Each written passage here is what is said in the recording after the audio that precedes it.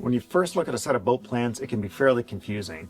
There'll be some elements you can probably recognize, but there'll be a whole bunch of stuff that you just can't make head or tail of. Pictures of the boat that look like they have spaghetti all over them, for instance.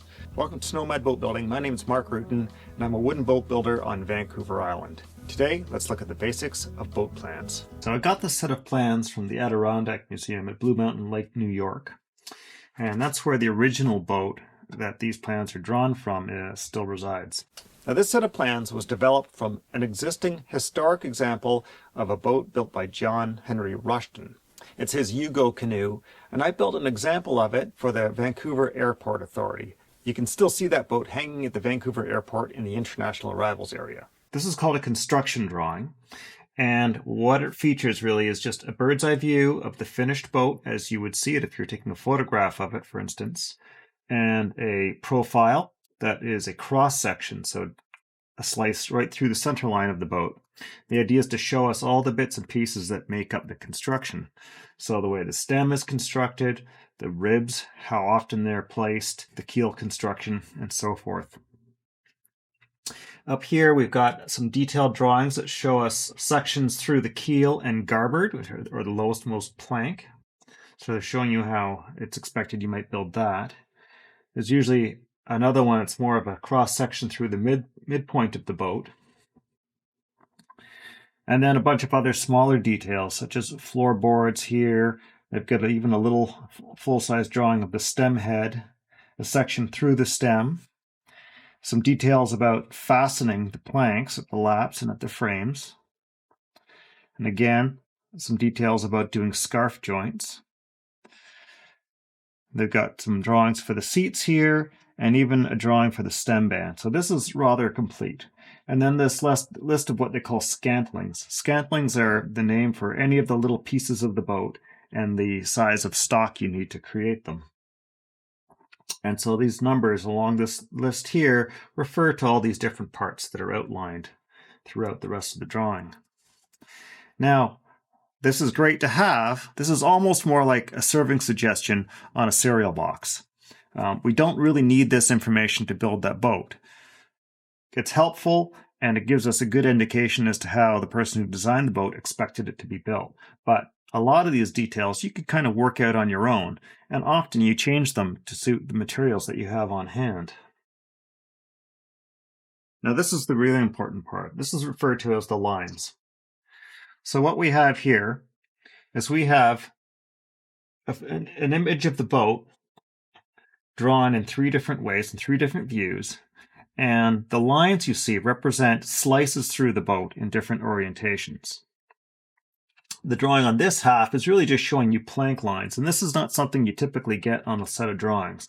But because they're giving you a set of drawings that were taken from an existing boat, and it's a historic boat, they're trying to make it as complete as possible. So that's a nice detail, but we don't often get those in a set of boat plans.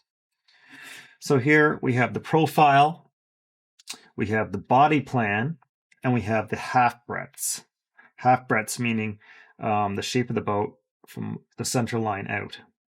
And this portion is the half breadths.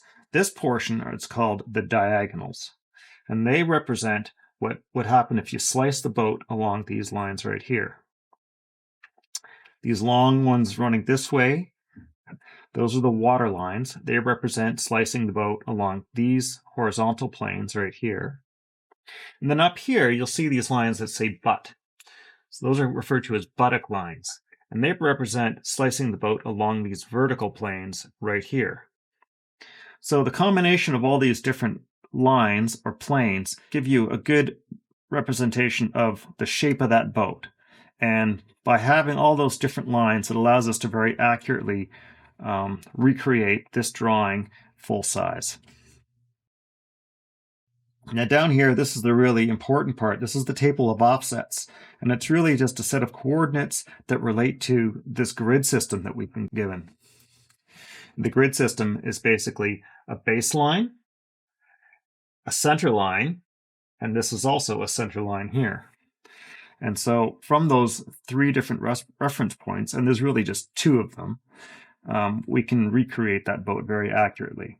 And so the designer has taken the time to very carefully try and measure off each of these lines and list them on this piece of paper. And that's important because from the original drawing to this copy we have, there can always be little changes due to the camera, due to the paper even swelling and shrinking. There could be, all kinds of reasons that you couldn't really get an accurate recreation of those numbers yourself. Now over here, this is really just the stem profile. And so that allows us to make a mold for the stem over there. Now, another important thing to note is over here, there's usually a set of instructions, and it'll tell you what these numbers represent. So in this case, it tells us that these numbers represent feet, inches, and eighths of an inch, which is standard in a set of table of offsets. And more importantly, it's to the outside of the smooth skin planking. So that means it's really to the outside surface of this boat. Now that's important because we need to create a set of molds that represent the inside surface of those planks. To do that, we're going to do something called a mold reduction. This little piece of information also tells you how to set up your grid. It'll tell you how far apart these station lines are spaced. These are referred to stations. It'll tell you how far apart the water lines are and the buttock lines are. And they'll usually tell you how far up from the baseline the diagonals originate and how far out they go. And so you can create this grid accurately. Now my job is to redraw, or what we call loft, that set of lines full size in order to build the boat. So what I'm after is basically this. And this is the body plan. Difference being that I've done the mold reductions on this. Now to do those mold reductions, I make this thing, which is called a bevel board. And what that does is it allows me to set this bevel board on this drawing. If I lay it across these molds or this body plan at any particular point, I can determine by reading from one point to the next point what the bevel is between these stations. And I need to know that because as the planking wraps around the boat, its thickness relative to these station lines changes. The plank doesn't change thickness, but because of the skewed angle of the planking to the station lines, it appears at different thicknesses. And so we need to try and figure out what that is. It's not as critical in a very small boat, but in a much larger boat, it can make quite a bit of difference. So this little line I have drawn on here, this represents the plank thickness. And so the more skewed my angle gets, or thicker the plank is compared to down here. Now the other thing we get off of the lofting is this. So this is my drawing for my stem mold. So I've recreated the stem here, and I've done a few cross sections through the stem, and that allows me to pre-bevel the stem fairly accurately. So that's something that's hard to do on the boat. I always leave a little extra to tune up once the stem is fastened onto the mold, but it's nice to be able to get them away at the bench. Now, if I was given no other information but this table of offsets, this information that describes the shape of the stem, and this information that describes how to lay out my grid, I could build this boat without seeing any of the other information. I wouldn't have to see a picture of it whatsoever, because this will tell me what that looks like. That's one of the really cool things about lofting. So one more item on here, and that is over here we have plank widths, taken at the outside of the plank, it says. And that's kind of nice. That allows me to try and reproduce these plank lines on my finished boat. Now it does say here that these lines are not faired, so you have to take these with a grain of salt. And that means when we set up our mold, we can use these numbers to help get the process of lining off started, but we shouldn't adhere to them as gospel. We should try and tweak those lines until they look nice. Now, this is a lot of information, and that's what you're paying for. I never shy away from buying a good quality set of drawings.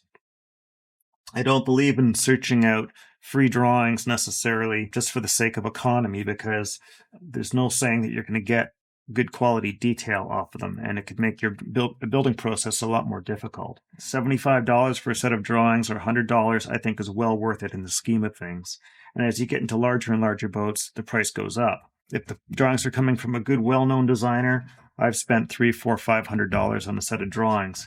And you know what? I guarantee it's always been worth it. I've never regretted that expense. So there's a basic rundown on the kinds of things you might find on a set of boat plans. Now this set of plans might differ from other ones that you might find. For instance, if you're going to build a sailboat, it's going to have a sheet that's dedicated to the sail plan.